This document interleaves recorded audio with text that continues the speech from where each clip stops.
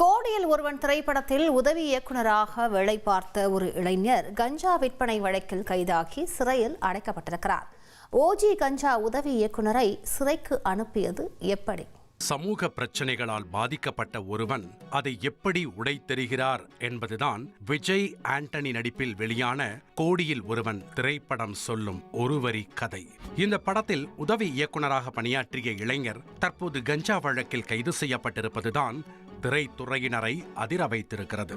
நண்பர்களுடன் சேர்ந்து மலேசியாவில் இருந்து சென்னைக்கு விலை உயர்ந்த ஓஜி கஞ்சாவை கடத்தி வந்து அமோகமாக சப்ளை செய்திருக்கிறார்.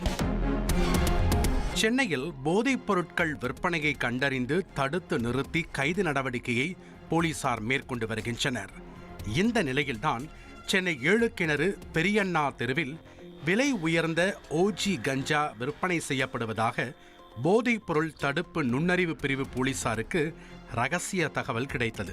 போலீசார் அங்கு தீவிர கண்காணிப்பில் ஈடுபட்டிருக்கிறார்கள். அதில்தான் ஓஜி கஞ்சா விற்பனையில் ஈடுபட்டதாக தண்டையார்பேட்டையைச் சேர்ந்த ஸ்ரீ பிரேம்குமார், 7 கிணறு பகுதியைச் சேர்ந்த கால் சென்டர் ஊழியர் அலெக்ஸ் சந்தோஷ், திருவொற்றியூர் பகுதியைச் சேர்ந்த கலெக்ஷன் ஏஜென்ட் ராஜன் ஆகியோரை கைது செய்தனர். இதில் 32 வயதான ஸ்ரீ பிரேம்குமார் திரைப்பட உதவி இயக்குநராக பணியாற்றி வருகிறார். நடிகர் விஜய் ஆண்டனி நடிப்பில் கடந்த சில ஆண்டுகளுக்கு முன் வெளியான கோடியில் ஒருவன் திரைப்படத்தில் பணிபுரிந்தது குறிப்பிடத்தக்கது. பட வாய்ப்பு இல்லாத நேரங்களில் பிரேம் கையில் எடுத்த தொழில்தான் இந்த கஞ்சா விற்பனை. இதனைத் தொடர்ந்து போலீசார் கைது செய்த மூவரையும் 7 கிணறு காவல் நிலையத்திற்கு அழைத்துச் சென்று விசாரணை நடத்தினர். அப்போது உதவி இயக்குநரான பிரேமுக்கு அஸ்லாம் என்பவர் பழக்கமாகியுள்ளார்.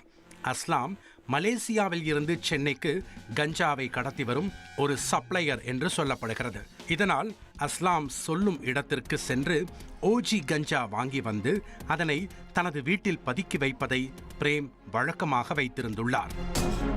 கொண்டு வந்த கஞ்சாவை தனது வாடகை வீட்டில் வைத்து சிறிய பொட்டலங்களாக போட்டு அஸ்லாம் சொல்பவர்களுக்கு விற்பனை செய்தும் வந்திருக்கிறார்.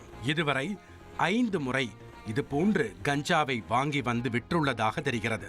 மேலும் கால் சென்டர் ஊழியரான அலெக்ஸ் சந்தோஷின் நெருங்கிய நண்பர்தான் ஸ்ரீ பிரேம்குமார். ஓஜி கஞ்சா விற்றதற்கான கமிஷன் தொகை அலெக்ஸ் சந்தோஷின் வங்கிக் கணக்கில் தான் வந்திருக்கிறது. அந்த பணத்தை ATM மூலம் எடுத்து வந்து பிரேமிடம் கொடுத்து வந்துள்ளார் அலெக்ஸ் சந்தோஷ்.